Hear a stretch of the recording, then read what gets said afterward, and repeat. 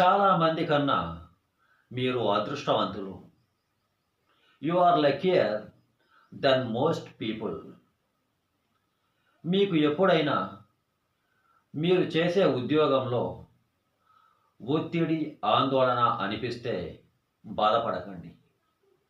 ఎందుకంటే ఆ మాత్రం పని దొరికినందుకు ఆనందించండి. మీతో సమాన విద్యార్హతలు, నైపుణ్యాలు ఉన్న ఎంతోమంది ఆ మాత్రం పని దొరక్క బాధపడుతున్నారు.